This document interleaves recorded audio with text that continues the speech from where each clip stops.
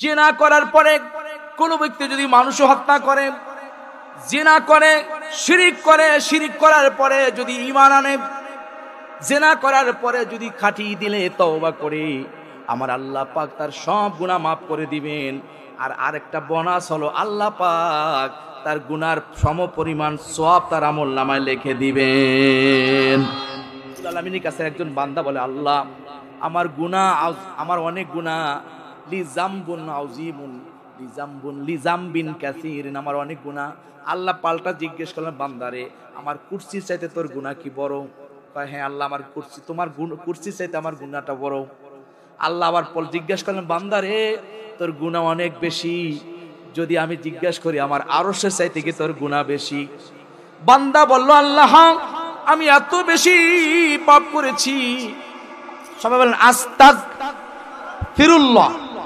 হে আল্লাহ আমাকে ক্ষমা করে দাও। এই কথাটা বললে আমার আল্লাহ আপনারে ক্ষমা তো করবেনই, আপনার যে কোনো চাহিদা পূরণ করবেন। সুবহানাল্লাহ। ওহেদেরি মুর্শিদ আমার মুহাম্মাদেরই নাম, মুর্শিদ মুহাম্মাদেরই নাম, এই নাম জপলেই আমি বুঝতে পারি খোদারি কালাম। মুর্শিদ মুহাম্মাদেরই নাম, বলেন মুর্শিদ মুহাম্মাদেরই নাম। আল্লাহকে যে পাইতে চায় হযরতকে ভালোবেসে, আরশে কুরসি লৌহ কলম না চাহিতে। বিল্লাহি মিনাশ শাইতানির রাজীম, বিসমিল্লাহির রহমানির রহিম।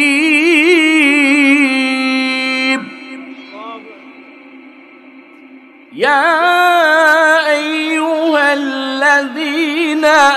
আমানু তুবু ইলাল্লাহ, তুবু ইলাল্লাহি তাওবাতান নাসুহা,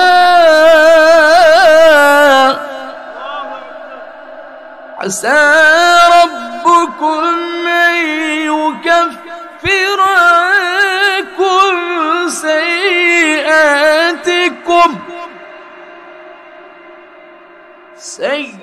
سيئاتكم ويدخلكم جنات تجري من تحتها الأنهار، جنات تجري من تحتها الأنهار।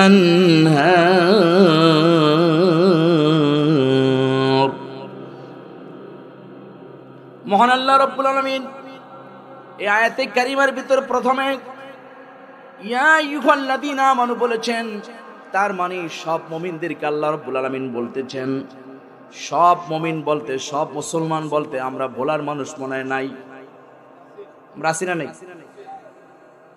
বোরহানুদ্দিনের মানুষ নেই, মানে আমরা নিজেরা। আমাদেরকে আল্লাহ বলছেন ইয়া আইয়ুহাল্লাযীনা আমানু, হে ঈমানদারগণ, তুবু ইলাল্লাহ, তোমরা আল্লাহ রাব্বুল আলামিনের কাছে তওবা করো, তাওবাতান নাসুহা, একনিষ্ঠ তওবা, যেই তওবার ভিতরে কোনো ধরনের ঝামেলা হবে না, যেই তওবার ভিতরে কোনো ধরনের রিপিট হবে না, এই গুনাহটা আর কখনো করব না, এমনটা হবে না। তার মানে তওবা করে আমি গুনাহ ছেড়ে দিয়েছি, আর কোশ্চিনকালও আমি এমন গুনার কাছেও যাব না। সুতরাং নাসুহা শব্দের অর্থ হলো খাঁটি দিলে এমন তওবা করা, যেই তওবার পরে তওবা ভঙ্গ হবে না। যদি কোনো ব্যক্তি তওবা করে, আত-তাইবু আনিজ যামবি কামান লা যামবা লাহ, বিশ্ব নবী বলেছেন কোন ব্যক্তি যদি খাঁটি দিলে তওবা করে, তার যদি 10,000 গুনাহ থাকে, 10,000 গুনাহ মাফ হলো। যদি 10 কোটি গুনাহ থাকে তাও মাফ হলো। 10 বিলিয়ন যদি গুনাহ থাকে তাও মাফ। 10 ট্রিলিয়ন যদি গুনাহ থাকে, 10 কোটি ট্রিলিয়ন যদি গুনাহ থাকে আল্লাহ সব মাফ করে দেন। কামাল্লা জাম্বালা, তার জন্য কোনো গুনাহই নাই, তার কোনো গুনাহ থাকবে না, কোনো গুনাহ থাকবে না। আপনি তওবা করছেন, কোনো গুনাহ নেই। হাসরের দিন আল্লাহ রাব্বুল আলামিন এই তওবাকারী ব্যক্তিদেরকে বলবেন, শোনো আমি তোমাদেরকে যারা তওবা করেছো আমি তোমাদেরকে নেয়ামত দান করব। তখন আল্লাহ রাব্বুল আলামিন বলছেন ওই আয়াতটা, ওয়া ইউবাদদিলুল্লাহু সাইয়্যাতিল হাসানাত, আমি গুনাহগুলোকে নেকি দ্বারা পাল্টে দিব। এমনটা করার জন্য আল্লাহ হাসরের দিন যখন পাপীদেরকে ডাক দিবেন, মুমিনদেরকে ডাক দিবেন, পাপী মুমিন যারা, মুমিনকে বলবেন আল্লাহ রাব্বুল আলামিন তোমার গুনাহ হয়েছিল কিন্তু তুমি খাঁটি দিলে তওবা করছিলাম, আমার ওয়াদা ছিল আমি গুনাহে শুধু মাফ করব না বরং সম পরিমাণ নেকিও তোমার আমলনামায় লিখে দিব। বলেন সুবহানাল্লাহ।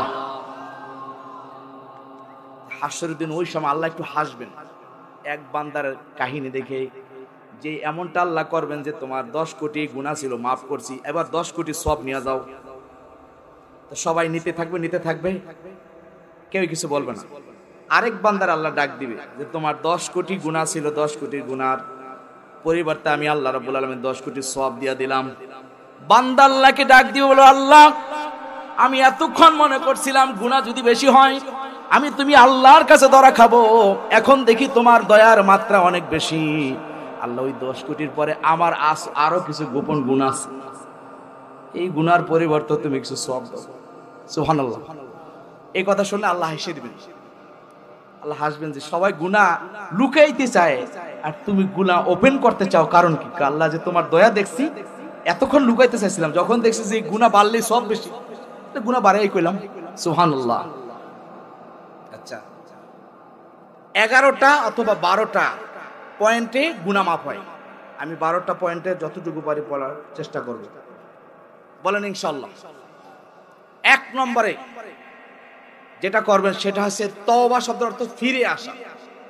আমি গুনাহ করছি আর গুনাহ করব না, এটা হচ্ছে তাবা ইয়াতুবু, রাজা ইয়ারজিউ, অর্থাৎ ফিরে আসা, আমি আর গুনাহ করব না। একটা উদাহরণ সাহাবায়ে কেরামদের জীবন থেকে আমরা নিব, তারা কিভাবে গুনার কাছে যদি যাইতেন ফিরে আসতেন। একজন সাহাবী রাসূল কারীম সাল্লাল্লাহু আলাইহি ওয়াসাল্লামের সাহাবী হযরত আব্দুল্লাহ ইবনে আব্বাসের কাছে এসে বললেন যে আব্দুল্লাহ ইবনে আব্বাস, আমি একটা গুনাহ করছি। কি গুনাহ? আমি একটা বাগানের ভিতরে ঢুকছিলাম, সেখানে একটা নারী পেয়েছি। নারী পাওয়ার পরে আমি সেই নারীর সাথে জেনা, বড় ধরনের জেনা করি না, তবে হাত ধরছি, বিভিন্ন অঙ্গ ধরছি। এখন আমার কি তওবার রাস্তা খোলা আছে? আল্লাহ আমাকে মাফ করে দিবেন? আল্লাহ রাসূলের কাছে খবরটা আসলো। রাসূল বললেন দেখি কোনো সমাধান আছে কিনা। ইতিমধ্যেই আমার আল্লাহ রাব্বুল আলামিন আয়াত নাজিল করলেন, আকিমিস সালাতা তরফাইন নাহারি ওয়া যুলাফাম মিনাল লাইল ইন্নাল হাসানাতি ইউযহিবুনাস সাইয়্যাত। মহান আল্লাহ পাক নাজিল করে দিলেন, তোমরা সকাল বেলায় নামাজ আদায় করো। এই যে নামাজ পড়লাম, কোন ব্যক্তি যদি ইমানদার অবস্থায় নামাজ পড়ে ফাঁকে ফাঁকে যদি গুনাহ করে, আমি আল্লাহ পাক নামাজের কারণেই তার গুনাহ মাফ করে দিব।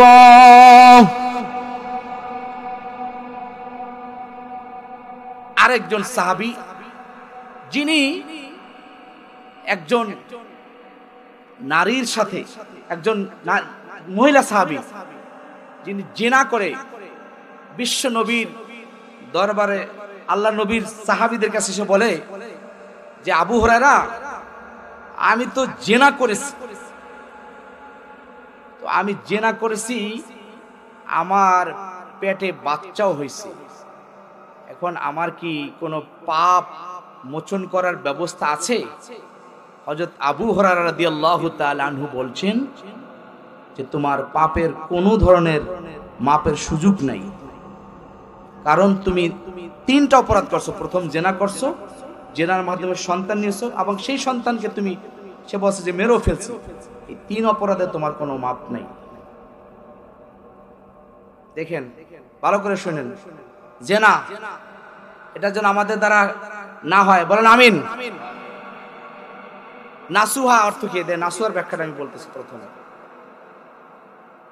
তবে নাসুহার মাধ্যমে দেখেন একটা এত কঠিন অপরাধ করছে, সামনে একটু অ্যাডভান্স হন, দেখবেন যে তাকে আল্লাহ কিভাবে বিরাট সম্মানিত করবেন। যখনই বললাম তওবার রাস্তা খোলা নাই, সাথে সাথে সে বিলাপ করা শুরু করলো, চোখ থেকে পানি ছাড়তে শুরু করলো। হযরতে আবু হুরায়রা রাদিয়াল্লাহু তাআলা আনহু বলেন, আমি বিশ্ব নবীর দরবারে আসলাম দৌড় দিয়ে, যে নবীজি এখনো জিন্দা আছেন, কেন আমি ফয়সালা দিলাম, আমি তো ভুল করেছি। নবীর দরবারে যাই, দেখি নবী কি সিদ্ধান্ত দেন। আল্লাহ নবীর দরবারে আসলেন, নবীর কাছে জানালেন।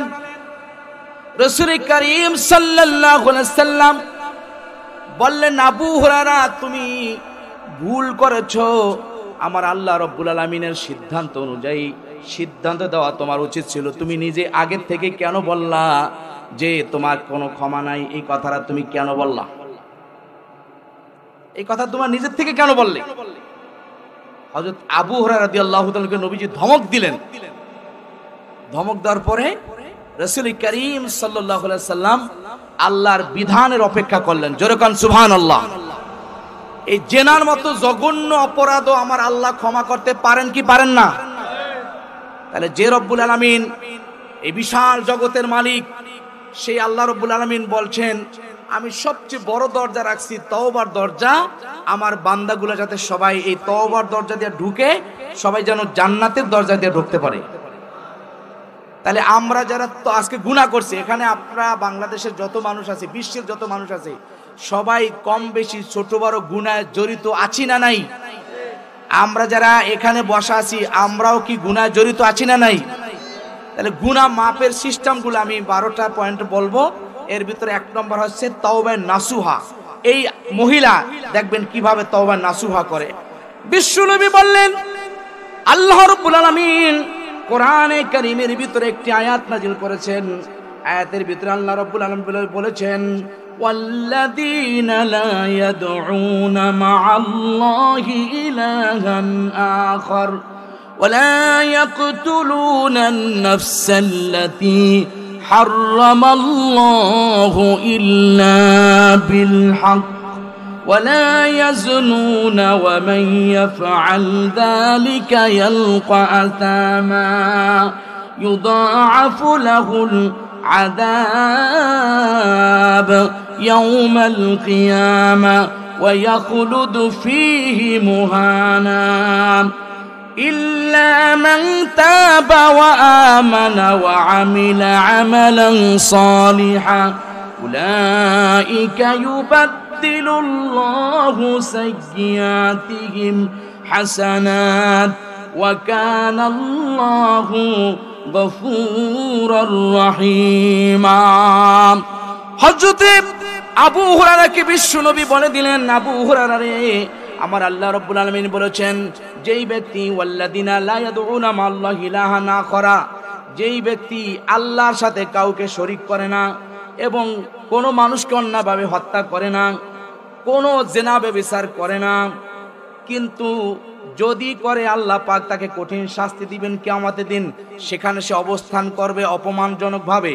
তবে ইল্লা মান তাবা, যদি জিনা করার পরে তওবা করে, ওয়া আমানা ওয়া আমিলা আমালান সালিহা, নেক কাজ করে, যদি নেক কাজ করে তাহলে কি করবে আল্লাহ? ফাউলাইকা ইউবাদদিলুল্লাহু সাইয়্যাতিহিম হাসানাত, আমার আল্লাহ পাক তার গুনাহগুলোকে নেকি দ্বারা পাল্টায়া দিবেন। বলেন সুবহানাল্লাহ। নেকি দ্বারা আল্লাহ পাল্টায়া দিবেন যদি সে খাঁটি দিলে তওবা করে। এই কথা বললেন আবু হুরায়রা রাদিয়াল্লাহু তাআলা আনহু। বলে, হুজুর আমি ভুল করছি। তাহলে সেই মহিলাকে আমি দেখছি, আমার সাথে ফজর নামাজের পরে সে দেখছি ঘুমটা দেওয়া অবস্থা, আমাকে বলছে যে আমি এই অপরাধ করছি, হুজুর আমি একটু দেখি, তার কাছে জানায়া দেই। আবু হুরায়রা রাদিয়াল্লাহু তাআলা পাগলের মতো দৌড় দিচ্ছে, যুবকরা ধরছে। আবু হুরায়রা কি পাগল হয়ে গেল?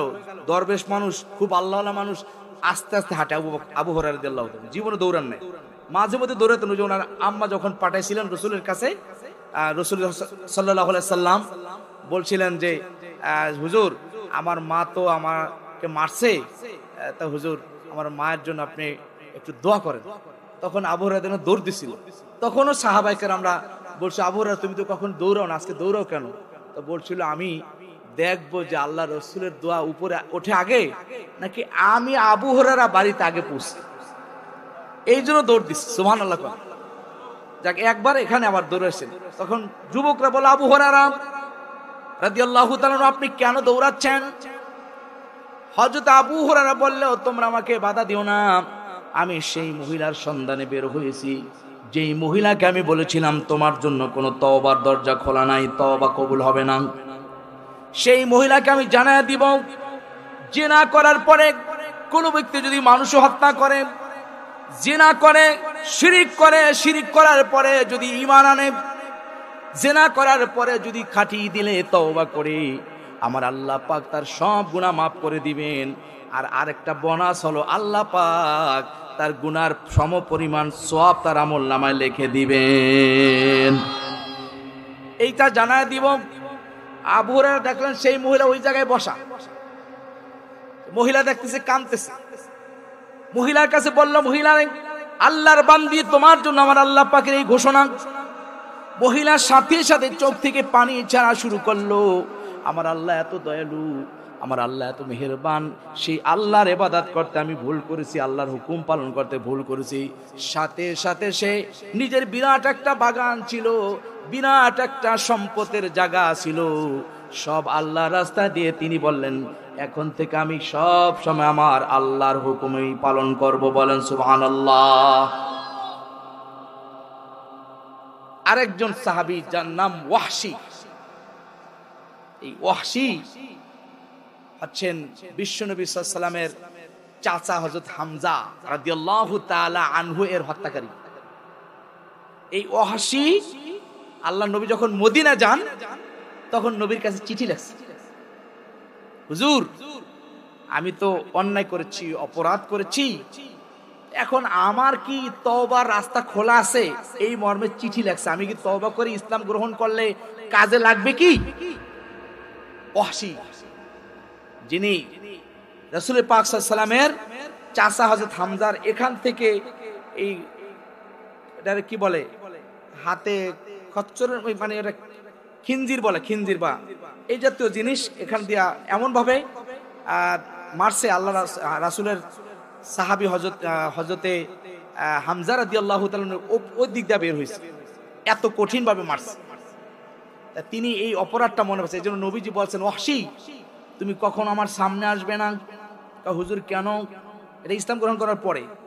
আচ্ছা ইসলাম গ্রহণটা একটু বলে নি। আমি ইসলাম গ্রহণের ব্যাপারে নবীর কাছে চিঠি লেখলেন। চিঠি লিখে বলে, হুজুর আমি ইসলাম ধর্ম গ্রহণ করতে চাই, এখন আমার রাস্তাটা কি খোলা আছে কিনা আপনার কাছে একটু জানতে চাই। তো রাসূল করিম সাল্লাল্লাহু আলাইহি সাল্লাম বললেন, তুমি ইসলাম গ্রহণ করবা, এক্ষেত্রে বাধা কিসের? কোনো বাধা নাই, ইসলামের ভিতরে সবাই ঢুকতে পারবে। হযরতে ওয়াহশী বললেন, হুজুর আমার একটা কথা আছে। কি কথা? যে আমার আল্লাহ রাব্বুল আলামিনের একটা ঘোষণা আমি পেয়েছি যে যেই মানুষগুলো আল্লাহর সাথে শিরিক করে এবং আল্লাহ নাফরমানি করে তারা আল্লাহর রহমত থেকে বঞ্চিত। তার রহমত থেকে বঞ্চিত ইসলামে গিয়ে লাভ কি? রাসূল বললেন, ওয়াহশী, রাসূল চিঠি লিখলেন মদিনা থেকে, ও তখন মক্কায়, মদিনা থেকে চিঠি লিখলেন একটা আয়াতে কারিম দিয়ে। সেখানে তিনি বললেন, ওয়াল্লাযীনা লা ইয়াদউনা মা'আল্লাহি ইলাহান আখারা ওয়া লা ইয়াকতুলুনা আন-নাফসাল্লাতী হারামাল্লাহু ইল্লা বিল হাক্কি ওয়া লা ইয়াজনুন ওয়া মান ইয়াফআল যালিকা ইয়ালকা আসামা। যেই ব্যক্তি আল্লাহর সাথে শিরিক করে না, মানুষ হত্যা করে না, জিনা করে না, সেই ব্যক্তি যেই ব্যক্তি আল্লাহকে লা ইয়াদউনা মা'আল্লাহি ইলাহান আখারা ওয়াল্লাযীনা লা ইয়াদউনা মা'আল্লাহি ইলাহান আখারা, যারা আল্লাহ রাব্বুল আলামিনের সাথে অন্য কোনো মাবুদকে ডাকে না এবং কোনো মানুষকে অন্যায়ভাবে হত্যা করে না, জিনা করে না, কিন্তু কোন মানুষ আছে এই তিনটা কাজই করে। এখন বসে এই তিনটা কাজ যদি না করে তাহলে তার রাস্তা খোলা আছে। রাসূল এই কথাটা বলে দিলেন। তখন বলো হুজুর চিঠি লাগছে আবার পাল্টা, হুজুর আমি তো এই তিনটা কাজ করছি, শিরকও করছি, জিনাও করছি, মানুষও মারছি। নবীজি পরে বসে রয়েছেন, আল্লাহ আয়াত নাযিল করছে। আবার কি আয়াত নাযিল করছে? ইল্লা মান তাবা ওয়া আমানা ওয়া আমিলা আমালান সালিহা ফাউলাইকা ইউবাদদিলুল্লাহু সাইয়্যাতিহিম হাসানাত। যে ব্যক্তি তওবা করে, ভালো কাজ করবে, সেই ব্যক্তিকে আল্লাহ রাব্বুল আলামিন ক্ষমা করবেন। তখন সে বলল হুজুর পাল্টা আবার চিঠি লাগছে, হুজুর আমি তো ভালো কাজ ঈমান আনার পরে নাও করতে পারি, এর আগে যদি মারা যাই তাহলে ঈমান আনি লাভ কি? তখন আল্লাহ রাব্বুল আলামিন আরেকটা আয়াত দিয়ে দিলেন বিশ্ব নবীর কাছে। নবীজি বলে দিলেন, লিখে দিলেন, ইন্নাল্লাহা লা ইয়াগফিরু আন ইউশরাকা বিহি ওয়া ইয়াগফিরু মা দুনা যালিকা লিমান ইয়াশা। যেই ব্যক্তি নিশ্চয় আল্লাহ রাব্বুল আলামিন ক্ষমা করেন না ওই গুনাহটা যেটা শিরিক করা হয়, অর্থাৎ শিরিকের গুনাহ আল্লাহ মাফ করেন না। ওয়া ইয়াগফিরু মা দুনা যালিকা লিমান ইয়াশা, যাকে ইচ্ছা আল্লাহ এছাড়া অন্য সব পাপ মাফ করে দেন। এখন কয় হুজুর এই আয়াতের ভিতরে তো আল্লাহ একটা শর্ত দিয়েছেন যে আল্লাহ মাফ করবেন শিরিকের গুনাহ ছাড়া অন্য সব গুনাহ, কিন্তু আল্লাহ বলেন মাই ইয়াশা, যাকে ইচ্ছা। আমার যদি আল্লাহ ইচ্ছা না করে, মাফ যদি না করে, তাহলে কি হবে? এই কথা বলছে। তখন সাথে সাথে আমার আল্লাহ পাকের আরেকটা আয়াত নবীজি জানা দিলেন, কুল ইয়া ইবাদিয়াল্লাযীনা আসরাফু আলা আনফুসিহিম লা তাকনাতু মির রাহমাতিল্লাহ ইন্নাল্লাহা ইয়াগফিরুয যুনুবা জামিআ ইন্নাহু হুয়াল গফুরুর রহিম। নিশ্চয় যেই ব্যক্তি, আল্লাহ পাক বলেন কুল ইয়া ইবাদিয়াল্লাযীনা আসরাফু, নবী আপনি বলে দেন যেই বান্দাগুলা অধিক মাত্রায় গুনাহ করে, গুনাহ করতে করতে সব গুনাহ যদি করে থাকে তাদেরকে জানা দেন লা তাকনাতু মির রাহমাতিল্লাহ, আল্লাহর রহমত থেকে তারা যেন নৈরাশ না হয়। বলেন সুবহানাল্লাহ। আল্লাহর রহমত কেমন? একজন বান্দা আল্লাহকে বললেন, তামবিহুল গাফিরের ভিতরে আল্লামা আবুল্লাহ সামারকান্দি লিখেছেন, আল্লাহ রাব্বুল আলামিনের কাছে একজন বান্দা বলে, আল্লাহ আমার গুনাহ, আমার অনেক গুনাহ, লিজামবুন আযীমুন লিজামবিন কাসীরিন, আমার অনেক গুনাহ। আল্লাহ পাল্টা জিজ্ঞেস করলেন, বান্দারে আমার কুরসির চাইতে তোর গুনাহ কি বড়? কয় হ্যাঁ আল্লাহ আমার কুরসি, তোমার কুরসির চাইতে আমার গুনাহটা বড়। আল্লাহ আবার জিজ্ঞেস করলেন, বান্দারে তোর গুনাহ অনেক বেশি, যদি আমি জিজ্ঞেস করি আমার আরশের চাইতে কি তোর গুনাহ বেশি? বান্দা বলল, আল্লাহ আমি এত বেশি পাপ করেছি, আল্লাহ আমার অনেক বেশি। আমার আল্লাহ আবার জিজ্ঞেস করেন, বান্দারে আরশ কুরসি লৌহ কলম সব মিলে যা হয় এর চাইতে কি তোমার গুনাহ বেশি? বান্দা বলল, আল্লাহ তার চাইতে বেশি। আল্লাহ সর্বশেষ বললেন, বান্দারে তোমার গুনাহ কি আমি আল্লাহর চেয়ে বেশি? এবার আমার আল্লাহ পাকের বান্দা, আল্লাহ না না, তুমি আল্লাহর চাইতে আমার গুনাহ বেশি না, তুমি আল্লাহর চাইতে আমার গুনাহ বড় না, তুমি আল্লাহ বড়। আল্লাহ বলো, বান্দারে যা, আমি আল্লাহ যেহেতু বড়, তোর গুনাহ আমি আর গুনাহ রাখলাম না। আর একটু সামনে আগাই, বিশ্ব নবীর একজন সাহাবী যিনি তাবুকের যুদ্ধ গিয়েছিলেন, যার নাম হযরতে সাঈদ ইবনে আব্দুর রহমান, তিনি তাবুকের যুদ্ধে যাওয়ার সময় তার ঘর পাহারা দেওয়ার জন্য সালাবা রাদিয়াল্লাহু তাআলা আনহুকে নিয়োগ দিলেন। সালাবা, তুমি আমার ঘরের ভিতরে আমার ঘরের একটু হেফাজত করবা, আমার স্ত্রী আছে, ঘরের বাজার যা কিছু লাগে তুমি একটু খেয়াল করো। আমি নবীর সাথে তাবুকের যুদ্ধে গেলাম, প্রতিদিন কাঠ কেটে মাথায় করে সে তার ভাইয়ের বউয়ের কাছে দেয়, কিন্তু পর্দা লঙ্ঘন করে না, পর্দার ভিতরেই থাকে, সামনে কখনো যায় না, দূর থেকে কথা সেরে দেয়। মা বোন যারা আসছেন ভালো করে শুনবেন, দেবরের সাথে দেখা দিবেন না, বাসুরের সাথে দেখা দিবেন না। বাসুররাও আপনি মনে করেন এটা আমার ছোট বোনের মতো, আমাদের দেশে এইটাই বলে যে আমার ছোট বোনের মতো, তো ছোট ভাইয়ের বউ তোর সাথে আবার পর্দা কিসের, এগুলো বলা মানে নাই, বেশি আছে, নাহলে ঢাকাতে কিছু পাঠাইতাম। ও পাঠা লাগবে না, এমনি বলে আসি। ভাবির সাথে দেখা দেওয়া কোন ধরনের সুযোগ নাই। বিশ্ব নবী বলেন আল হাম্মু কাল মাউতু, দেবর হচ্ছে মরা মৃত্যুর মতো। এইটা জাতি সাহেবের চাইতে মারাত্মক। যদি কোনো নারীর সামনে জাতি সাহেব ধা ধা করে আসে, সেই নারীকে ওখানে বসবে না, দৌড় দিবে। তো নবী আল হাম্মু কাল মাউত, মৃত্যুর মতো, এমন মৃত্যু, ভয়ঙ্কর মৃত্যু, জাতি সাহেবের চাইতে মারাত্মক, সবল মারলি শেষ, সাবধান। ভাবির সাথে দেখা দেয় না। হযরতে সালাবা কাঠ কেটে দিয়ে দেয়, রান্না করেন, বাজার করে, বাজারের দরকার হয় পর্দার আড়াল থেকে দিয়ে দেয়, কোনো কথা বলে না। ইবলিশ একটা সুযোগ নিছে, ইবলিশ চিন্তা করছে একটা সুবর্ণ সুযোগ, দেখি কি করা যায়।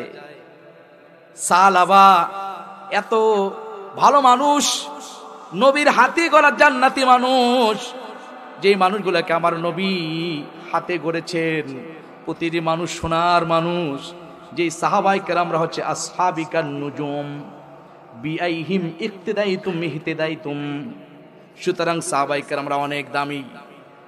সাহাবায়ে কেরামদের ব্যাপারে বিশ্ব নবী বলেছেন, শুধু তাই নয়, কোরআনে বলেছে আল্লাহ রাদিয়াল্লাহু আনহুম ওয়া রাদু আন মুহাম্মাদুর রাসূলুল্লাহ والذين معه أشداء على الكفار رحماء بينهم تراهم ركعا سجدا جركن الله أكبر।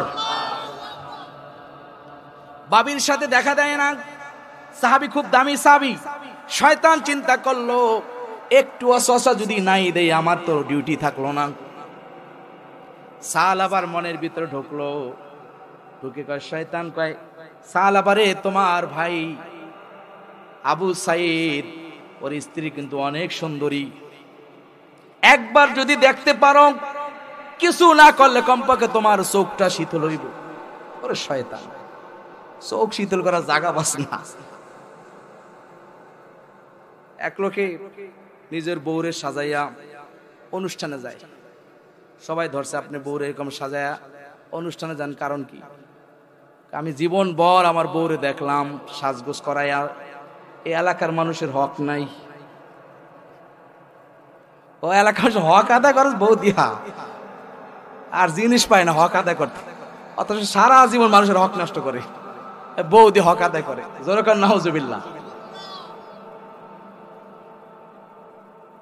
হযরত সালাবা বললেন, শয়তান আমাকে ওয়াসওয়াসা দেয় যে ভিতরে সুন্দরী নারী আছে, একটু দেখো।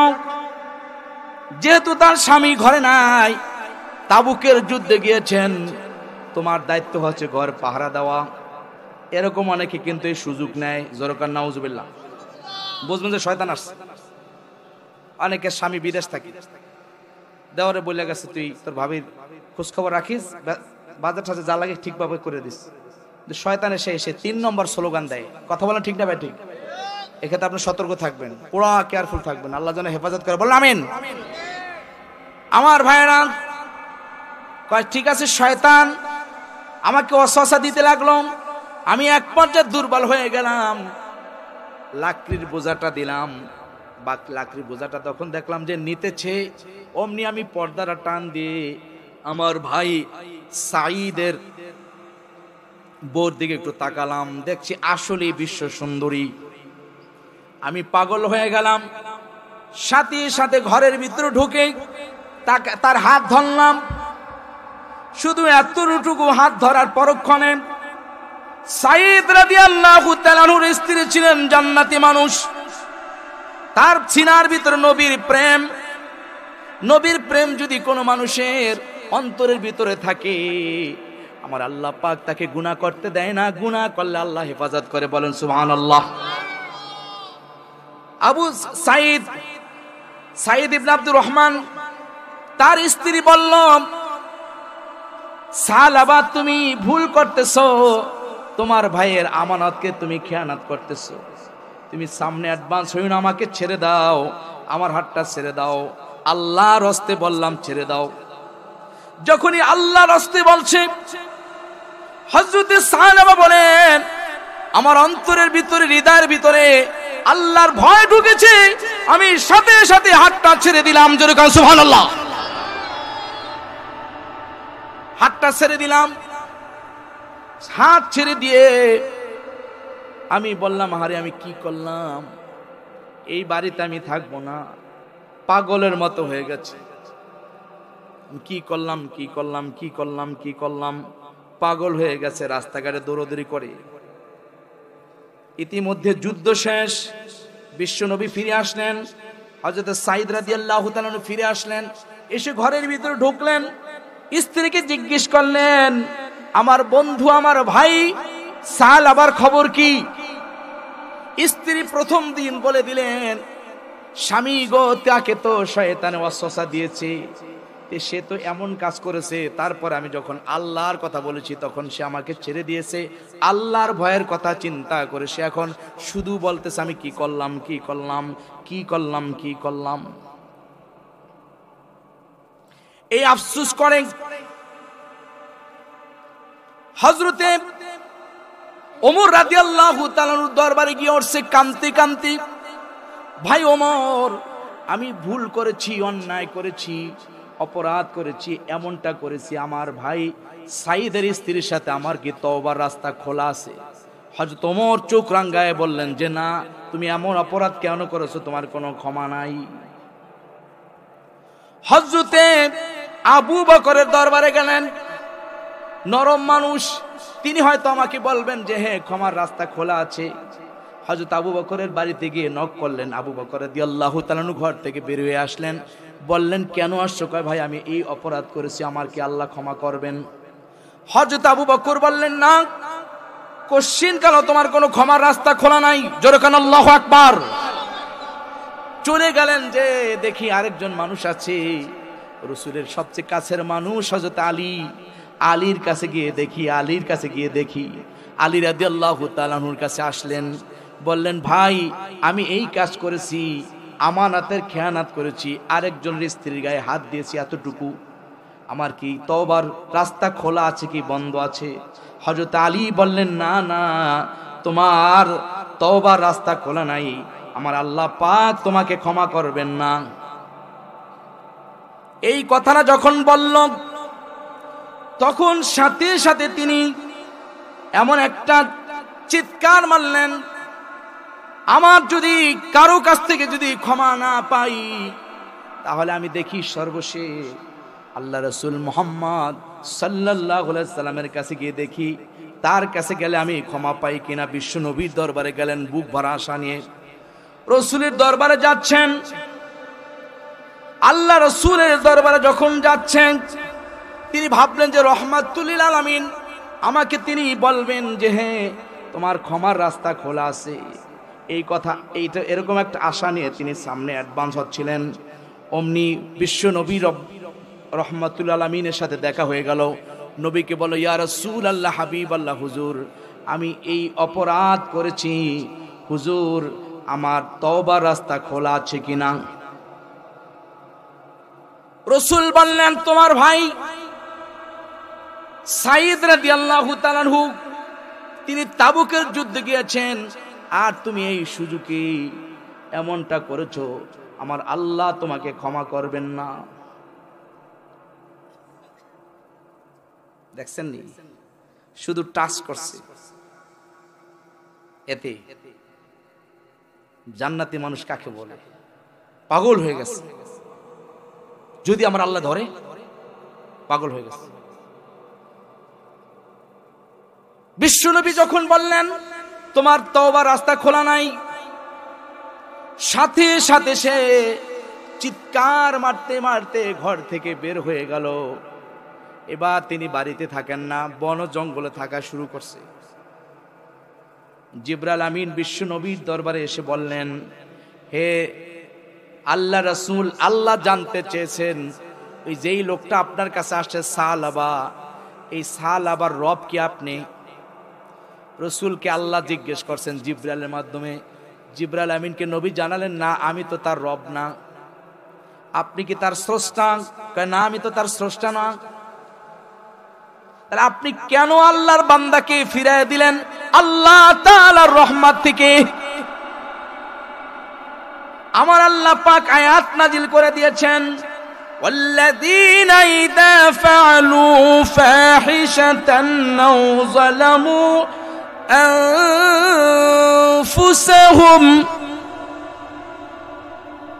أنفسهم ذكروا الله فاستغفروا لذنوبهم ومن يغفر الذنوب إلا الله ولم يصروا على ما فعلوا وهم يعلمون। আল্লাহ পাক বললেন, জিবরাইল আমিন এই আয়াত শুনে দিলেন নবীকে। আয়াত কি?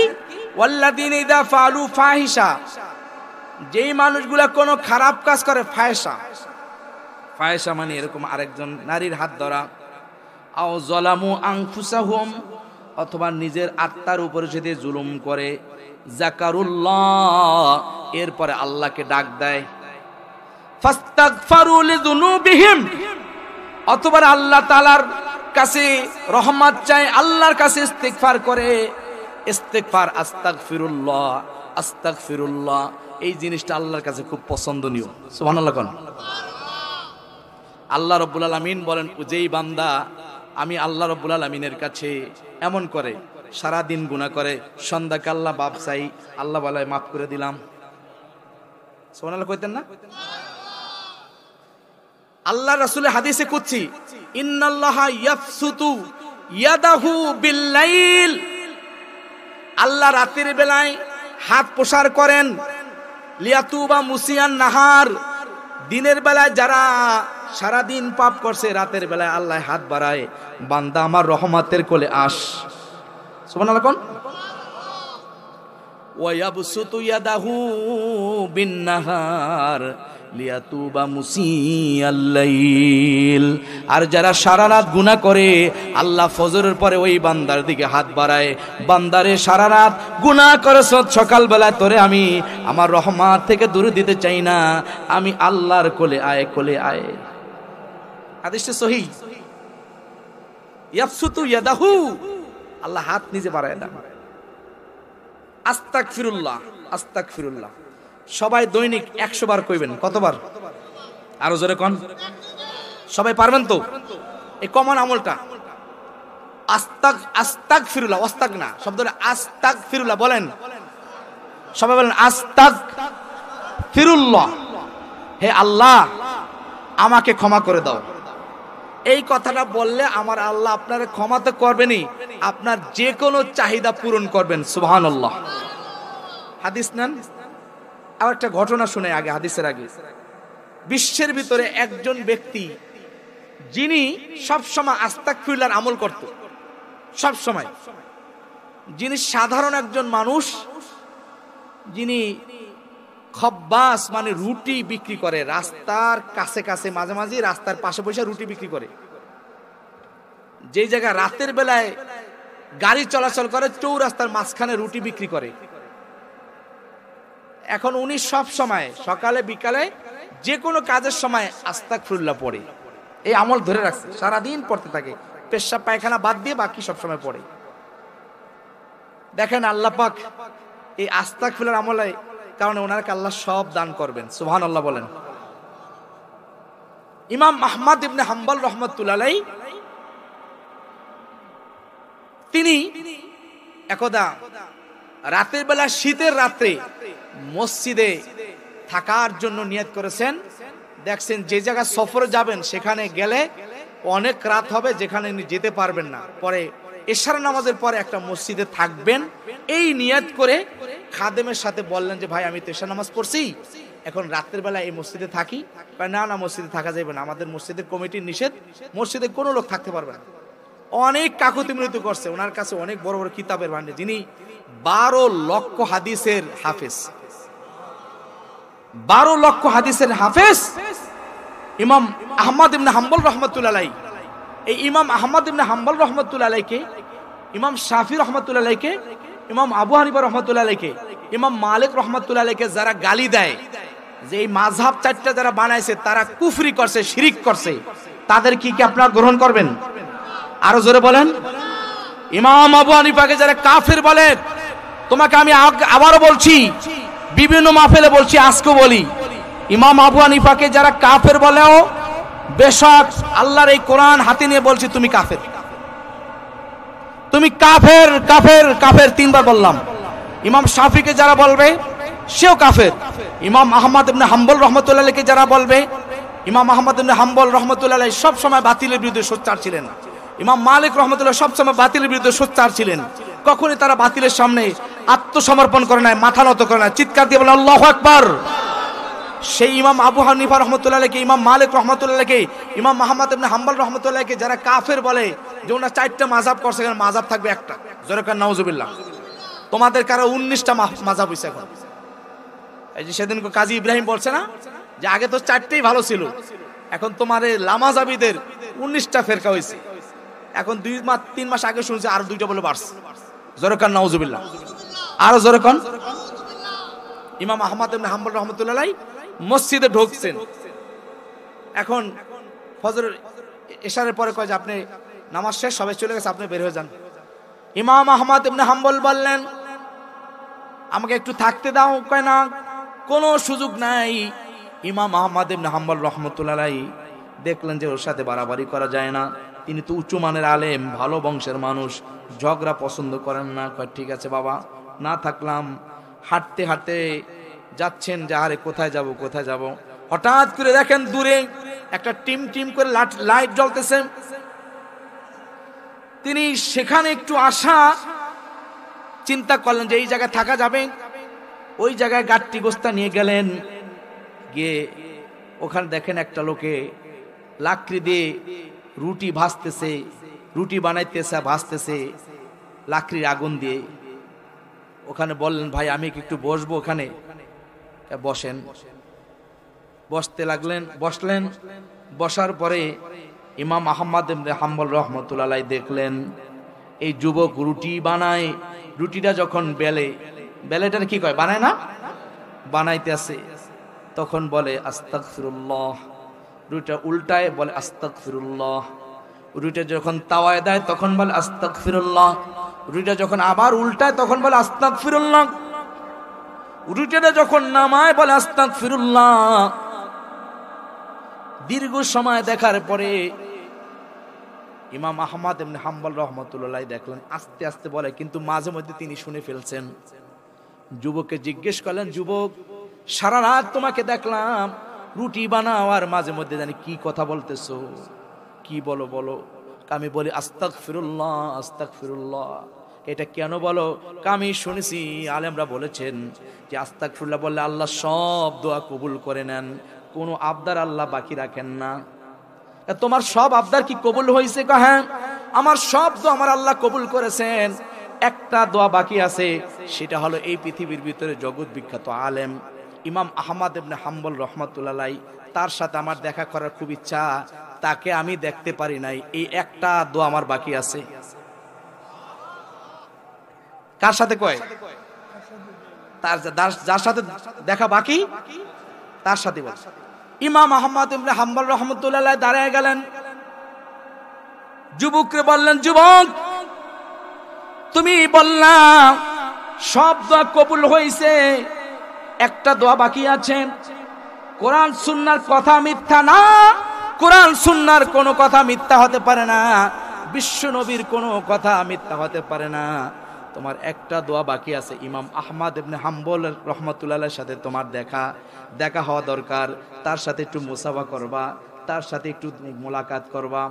এই যে আমি সেই ইমাম আহমদ ইবনে হাম্বল, আমার বুকের ভিতরে আয়, আমার আল্লাহ কখনো আস্তাগফিরুল্লাহ বললে ফেরত দেয় না। ইমাম আহমদ ইবনে হাম্বলের কথা শুনে যুবকটা রান্না বন্ধ করে দিয়ে বুকের ভিতরে জড়াইয়া ধরে দীর্ঘ সময় কান্নাকাটি করলো, আর বলতেছে আল্লাহ তোমার কথা মিথ্যা না, তোমার নবীর কথা মিথ্যা না, কোরআন মিথ্যা না, হাদিস মিথ্যা না, সুন্নাহ মিথ্যা না। আল্লাহ আমি সব দোয়া পাইলাম, সবার রেজাল্ট পাইলাম, সর্বশেষ একটা দোয়া বাকি ছিল, সেটাও তুমি এখন পূরণ করে দিলা। আল্লাহ এখানে বলছেন কি, ওই সালাবার ব্যাপারে বিশ্ব নবীকে আল্লাহ বলে দিলেন ফাস্তাগফিরু লিযুনুবিহিম, জোরে কোন আল্লাহু আকবার। যারা আল্লাহর কাছে খাটিয়ে দিলে গুনার জন্য ইস্তেগফার করে, আমার আল্লাহ পাক বলেন খাটিয়ে দিলে যদি তওবা করো আমি আল্লাহ মাফ করে দিব।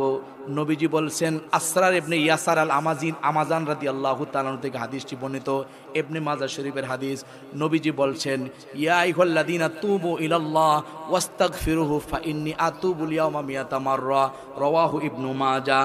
নবীজি বলেন, হে ঈমানদাররা, তোমরা বেশি বেশি করে আল্লাহর কাছে তওবা করো, ইস্তেগফার করো। আমি নবী দৈনিক 100 বার তওবা করি, জোরে কোন সুবহানাল্লাহ। নবী দৈনিক কতবার ইস্তেগফার করেন? 100 বার। আর নবীর কি কোনো গুনাহ আছে? আর জোরে কোন লিয়াগফিরাল্লাহু লাকা মা তাকাদ্দামা মিন যামবিকা ওয়া মা তাআখার। নবী আপনার আগের পরের সব গুনাহ আমি মাফ করে দিয়েছি। নবীর গুনাহ নাই, তারপরে নবীজি 100 বার তওবা করেন, জোরে কোন সুবহানাল্লাহ। বুখারীর হাদিসে নবীজি বলেন, ওয়াল্লাহি লা আস্তাগফিরু কুল্লা ইয়াউমিন আকসারা মিন ৭০ মাররাতান, আমি ৭০ বারের অধিক তওবা করি দৈনিক, বলেন সুবহানাল্লাহ। এটা বুখারীর হাদিস, আর এটা হলো ইবনে মাজাহর হাদিস। নবীজি বলেন তওবা করার জন্য, তওবা করলে আপনার সব দোয়া আল্লাহ কবুল করে নেবেন, একটাও ফেরত দিবেন না, জোরে কোন সুবহানাল্লাহ। তওবা আমরা করি না, ভালো করে করতে হবে। একজন বাদশা একজন লোকের দেখতেছে কি আল্লাহর কাছে কিছু চাইতেছে কাবা শরীফের পাশে। বাদশার নাম হয়েছে হাজ্জাজ বিন ইউসুফ। পৃথিবীতে জালেম বাদশাদের তালিকা একজন। মানুষ পাইলে জেলখানা দিত, মানে জেলখানা মারিয়ে ফেলতো, জোরে কোন নাউজুবিল্লাহ। আরো জোরে কোন, এই কোরআনের ভিতরে যিনি জেল জবর দিছে হাজ্জাজ বিন ইউসুফ। এই হাজ্জাজ বিন ইউসুফ কাবা চত্বরে একটা অন্ধকে দেখতেছে, মোনাজাত করছে, আল্লাহ আমার কোনো আবদার নাই, শুধুমাত্র আমার চোখ দুটা খুলে দাও। হাজ্জাজ বিন ইউসুফ জালেম বাদশা, ভাই কি চাস? আমি চাই আমার চোখ দুটা যাতে আল্লাহ দেয়। তুই অন্ধ মানুষ, তোর চোখ দিব মানে? তোর চোখ আমি চক্কর দিয়া ঘুরিয়ে আসতে যতক্ষণ লাগে, এর ভিতরে যদি চোখ ঠিক না হয় তার হত্যা করবো, আমি হত্যা করা, জোরে নাউজুবিল্লাহ। এরকম জালেম বাদশা আশপাশে নাই না? আমাদের দেশে ইতিপূর্বে ছিল না? পাইলে কারণে অকারণে আলেম ওলামাদেরকে, পীর মাশায়েখদেরকে টর্চারিং জুলুম নির্যাতন করছে কিনা? আরো কথা বলেন। টর্চারিং জুলুম নির্যাতন করলে আল্লাহ বলেন ধরি ধরি ধরি না ধরলে তোরে, আরো জোরে বলেন ধরি ধরি ধরি না ধরলে তোরে। ইন্না বাদশা রাব্বিকা লাশাদীদ, ফিরাউনকে আল্লাহ ধরেন নাই ধরেন নাই ধরেন নাই, মুসাকে আল্লাহ এতবার দোয়া করি ধরো না ধরো না ধরো না। আল্লাহকে আমি যেদিন ধরবো ওই দিন আর ছাড়বো না, সুবহানাল্লাহ। কোন ইব্রাহিম আলাইহিস সালামকে আল্লাহ তুমি ধরো না, নমরুদে ধরো না, নমরুদে ধরো না ধরো না ধরো না, আমি যেদিন ধরবো ল্যাংড়া দিয়ে ধরবো, ল্যাংড়া মশা দিয়া, জোরে কেন আল্লাহু আকবার। আল্লাহ ধরে না ধরে না। ইন্না বাদশা রাব্বিকা লাশাদীদ। যদিও আমাদের তারেক মোনার ভাই এই আয়াতের ব্যাখ্যা ভুল করছে। এই বাদশা শব্দের অর্থ হয় বাদশা, লাগাইছে দুনিয়ার বাদশা। আবার এটা কইছে বাদশা তুমি দিন ও দুনিয়ার, হে পরওয়ারদিগার সিজদা লও আমার, হে পরওয়ারদিগার। এটাদের এই আয়াতের ব্যাখ্যা করছে, অপব্যাখ্যা। উনি আলেম মানুষ কেমনে করলো, আমি আশ্চর্য হয়ে গেলাম। এত দীর্ঘদিন যাবত সাইদি সাহেবের হাতে গড়া মানুষ। সাইদি সাহেব যখন তাফসীর করতো ওনার স্টেজে সে নাতে রাসূল বলতে পেরেই, এত প্রবীণ বক্তাদের একজন, অথচ উনি বাদশা শব্দের অর্থ, বাদশা ফার্সি শব্দ অর্থ হলো মানে পৃথিবীর যে নেতা অথবা রাজা, এটা বলা হয়। কিন্তু এই কোরআনে ইন্না বাদশা শব্দের অর্থ হলো বাচ্চুন শব্দের বাতওয়াসিন অর্থ, বাচ্চুন অর্থ হলো ধরা, পাকড়াও করা। আল্লাহ যারে পাকড়াও করবেন, ধরবেন, ছাড়া পাবে কেউ অবশ্যই পাবে না। যখন আল্লাহু আকবার।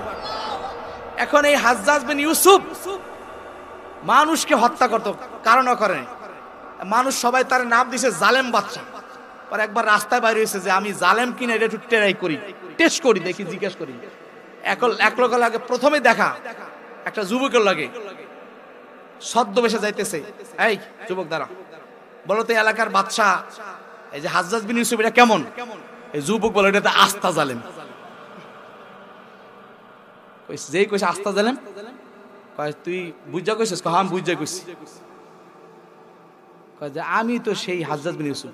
এখন তো থরথর করে কাঁপতে শুরু করছে। যুবকটা খুব চালাক ছিল, শোনেন, আমি মাসে 2 বার পাগল হই। কয়বার? 2 বার পাগল। আজকে প্রথম দিন, আরো একদিন বাকি আছে। ও পাগল আছে, তাহলে ঠিক আছে। এখন সামনে গেছে, পরে আরেকজন জিজ্ঞেস করছে কি খবর, আমি কেমন? ওনে দেখছি যে যেই রেজাল্টটা ওই রেজাল্টটা একটাই। আরেকটু সামনে গেছে, এখন দেখে যে প্রধান উজির আসতেছে, তার লাগে ঘটনা বলছে। আপনি তো আসলে বোকা, আপনি যদি চালাক হইতেন তা আপনি বলতেন যে আমি পাগল মারি 2 দিন মাসে। পাগল কয়বার মারি? মাসে 2 দিন মারি, আজকে তার 2য় দিন, আজকে নামালে আর মারা হইব না, আপনি এটা বলতেন। আরে এত বুদ্ধি তো আমার মাথায় নাই। যাকে এই জালেম বাদশা এই অন্ধরে দেখতেছে, অন্ধ কি করতেছে? আল্লাহ আমার যেন 2টা চোখ ভালো হয়ে যায়, আমি যেন চোখ দিয়ে দেখি। এখন জালেম বাচ্চাটা, শোন, আমি ঘুরে আসতে যতটুকু সময়, এর ভিতরে যদি তোর চোখ না পাই, তোর যদি আল্লাহ চোখ না দেয়, তার খবর আছে, তোর মারে ফেলবো। আর এই অন্ধ জানে যে এইটা আসলে মারে। এখন অন্ধ এতক্ষণ যাই যেভাবে বলছে, এবার চোখ মানে চোখ তো নাই, এমন ভাবে কাকুতি মিনতি করছে, আল্লাহ আমার জীবনটা একটু ভিক্ষা দাও, আমার যদি চোখ ফিরায় না দাও আমার জীবনও যাইবে, চোখও যাইবে, তুমি মেহেরবানি করে আমার চোখটা ফেরত দাও। আল্লাহ রাব্বুল আলামিনের কাছে কাকুতি মিনতি করতে লাগলো। জালেম বাদশা হাজ্জাজ বিন ইউসুফ চক্কর দিয়া ঘুরে আসতেই দেখেন সেই অন্ধের চোখটা খোলা। সুবহানাল্লাহ কোন। এখন অন্ধরে জিজ্ঞেস করছে, কিরে তোর চোখ পাইছে? খাওয়া পাইছে। যে কয় যে আপনি আমারে হত্যা করতে চাইছেন কেন বলেন? একটা কারণ আছে, বলবো। কি কারণ? কারণ হচ্ছে আমি দেখলাম তুমি যেইভাবে চক্ষু চাইছো এইভাবে আল্লাহর কাছে চক্ষু চায় না। এই হাজ্জাজ বিন ইউসুফের একটা বৈশিষ্ট্য ছিল, সে কাবার মালিকের কাছে সবসময় সাহায্য চাইতো, আল্লাহর কাছে সাহায্য চাইতো, যদিও আল্লাহর সাথে শিরিক করত, একটা ভালো কাজ করত। এই জন্য 2-1টা ভালো কারণ এরা ভালো কাজ জানা। কথা বলেন ঠিক না ভাই? ঠিক। 2 ওয়াক্ত নামাজ পড়লো, তসবিহ লইলো, জানামাজ লইলো, বাইতুল মুকাররম মসজিদে কিছু দিল, অন্য দিল, আরে হ্যাঁ ভালো হয়ে গেল, তা না। এই হাজ্জাজ বিন ইউসুফ জালেম বাদশা। তোমার দেখছি তুমি যেইভাবে আল্লাহর কাছে চাইছো এইভাবে চাইতে হয় না। খুব আকৃষ্ট হয়ে একেবারে ধ্যান খেয়াল দিয়ে আল্লাহর কাছে চাইতে হয়। আমি যদি তোমাকে হত্যা করার ঘোষণা না দিতাম, তুমি এইভাবে চাইতা না, ভালোভাবে চাইতা না, স্বাভাবিক চাইছিলা, এতে তুমি চোখ পাইতা না। ভালো বুঝছে আল্লাহর কাছে ভালো করে চাইতে হয়। তাহলে আল্লাহ কোরআনে বলছে, যদি সাহাবার ব্যাপারে আল্লাহ আয়াত নাযিল করছে, ফাস্তাগফিরু লিযুনুবিহিম, যদি কোনো ব্যক্তি অপরাধ করার পরে তাদের অপরাধের জন্য আল্লাহর কাছে ইস্তিগফার করে, ক্ষমা চায়, ওয়া ইয়াগফিরুয যুনুবা ইল্লাল্লাহ, এমন কে আছে আল্লাহ ছাড়া, এমন কে আছে যে ক্ষমা করতে পারে, গুনাহ মাফ করতে পারে। ওয়ালাম ইউসিরু আলা মা ফাআলু ওয়া হুম ইয়ালামুন, আর তারা এই অপরাধটা বারবার করে না। যেমন সালাবা তার ভাইয়ের স্ত্রীর গায়ে হাত দিয়েছে, বারবার দেয় নাই, একবার দিয়েছে। আল্লাহ বসে এরা তো বারবার এই অপরাধটা করে নাই। এরা কারা? উলাইকা জাযাউহুম মাগফিরাতুম মির রাব্বিহিম। মহান আল্লাহ পাক বলেন এদের জন্য আল্লাহর পক্ষ থেকে আছে ক্ষমা। জোরে কোন আল্লাহু আকবার, আরো জোরে কোন আল্লাহু আকবার। উলাইকা জাযাউহুম মাগফিরাতুম মির রাব্বিহিম وجنات تجري من تحتها الأنهار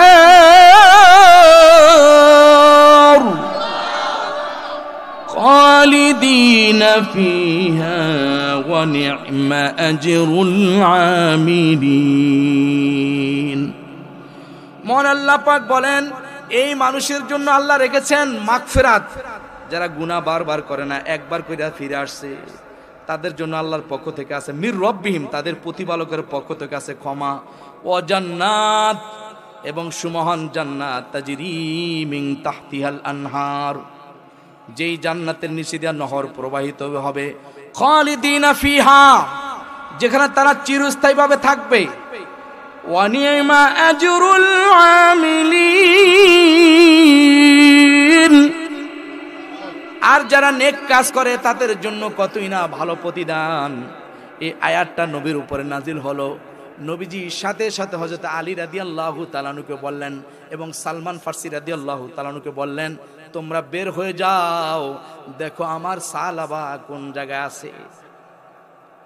তারা বের হয়ে গেলেন, খুঁজতে খুঁজতে সন্ধ্যা হয়ে গেল।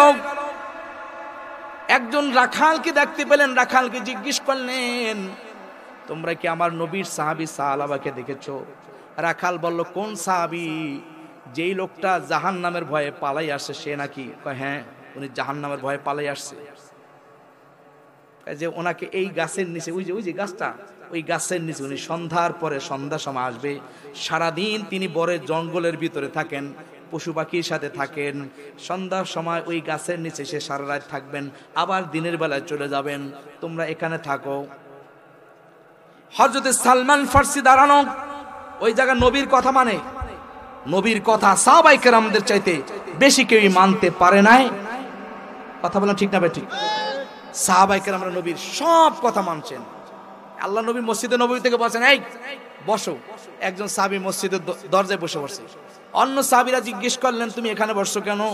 আমার নবীর কথা কানে আসছে, নবী বলছে বসতে। নবী বলেন না যে মসজিদের ভিতরের লোকেরা বসো, বসতে বসে যেন রাস্তায় বসছে। এটা আনুগত্য। সুবহানাল্লাহ, সুবহানাল্লাহ। রাস্তায় বসে পড়ছে। দেখছেন কিভাবে নবীর মানে। সাহাবায়ে কেরামরা দুজন বসে রইলেন যে কখন আসবে সাহাবা। আলী রাদিয়াল্লাহু তাআলা বসা। আলী রাদিয়াল্লাহু তাআলা বড় মস্ত বড় আল্লাহর প্রিয় ব্যক্তি। ওনার ব্যাপারে একটু ছোট একটা কথা বলি, বলবো? পৃথিবীতে একজন মানুষের জন্ম আল্লাহর ঘরের ভিতরে হয়েছে, তিনি হচ্ছেন আলী। সুবহানাল্লাহ। আলী রাদিয়াল্লাহু তাআলার মা কাবা শরীফের চত্বর ঝাড়ু দিতেছেন। ইতিমধ্যে তার প্রস্রাব বেদনা শুরু হয়েছে। তখন তিনি কাবা ঘরের ভিতরে ঢুকলেন। ঢোকার পরে আলী রাদিয়াল্লাহু তাআলা জন্মগ্রহণ করলেন। আল্লাহ বলেন, আমার ঘর বানাইছি আমার বান্দাদের জন্য, সেই ঘরে কোনো বান্দা জন্ম হইবে না, এটা হয় না। আমার একজন পছন্দের বান্দা, যার নাম আমি আল্লাহ পাক আরশে লেখা দিছি, আসাদুল্লাহ। এই আসাদুল্লাহ, আমার একটা সিংহ আছে। আল্লাহ বলেন, আমার একটা সিংহ আছে। নবী বলতেন, আল্লাহর একজন সিংহ, সেটা আমার ঘরে থাকে, আমার জামাতা, এটা আল্লাহর সিংহ, আল্লাহ আরশে লেখা দিছে। এই আলী রাদিয়াল্লাহু তাআলা কাবা ঘরের ভিতরে জন্ম হয়েছে। একজন মানুষ টোটাল পৃথিবীতে, একজন মানুষ কাবা ঘরের ভিতরে জন্ম হয়েছে, তিনি আলী। সুবহানাল্লাহ কোন? এবং একজন নারী প্রস্রাব করার পরে তাদের নেফাস 40 দিন না, 1 সেকেন্ডও ছিল না। আলী রাদিয়াল্লাহু তাআলা জন্মগ্রহণ করেছে, সাথে সাথে তার মায়ের নেফাস বন্ধ হয়ে গেছে। আর একটু জোরে কোন সুবহানাল্লাহ। আপনি আশ্চর্য হবেন আলী রাদিয়াল্লাহু তাআলার জীবনী পড়লে। আমি সবচেয়ে পৃথিবীতে শত সাহাবীদের জীবনী, অবাক তথ্য তার জীবনের ভিতরে পাওয়া যায়। আল্লাহু আকবার বলেন। তো যে আলী রাদিয়াল্লাহু তাআলা এত দামি মানুষ দাঁড়ায় আছে নবীর জন্য, নবী বলছেন দাঁড়াইতে, সালমান ফারসি দাঁড়ায় আছে। সন্ধ্যা ঘনিয়ে আসলো, দেখলেন উষ্ণ খুষ্ণ একজন লোক দৌড়িয়ে আসতেছে। কাছে আসার পরে দেখলেন সালাবার দিকে হযরত আলী রাদিয়াল্লাহু তাআলা চোখ তুলে বললেন, সালাবা, তোমার ব্যাপারে আমার আল্লাহ ভালো চমৎকার সিদ্ধান্ত দিয়েছেন। তুমি আসো নবীর দরবারে, নবী তোমাকে নেওয়ার জন্য পাঠিয়েছেন। তুমি আমার কাছে গেছিলা, আমি ফেরত দিয়েছি। হযরত ওমরের দরবারে গিয়েছিলা, ওমর রাদিয়াল্লাহু তাআলা তোমাকে ফেরত দিয়েছেন। হযরতে আবু বকর রাদিয়াল্লাহু তাআলা তোমাকে ফেরত দিয়েছেন, এমনকি রহমাতুল লিল আলামিন তোমাকে ফেরত দিয়েছেন, কিন্তু আল্লাহ তাআলা তোমাকে ফেরত দেন নাই। হযরতে সালাবা বললেন, ভাই কি হয়েছে বলো। হযরত আলী সামনে, আলী রাদিয়াল্লাহু তাআলা আয়াতটা শুনালেন, ওয়াল্লাযীনা ইযা ফাআলু ফাহিশাতান আও যালামু আনফুসাহুম যাকারুল্লাহ ফাস্তাগফিরু লিযুনুবিহিম।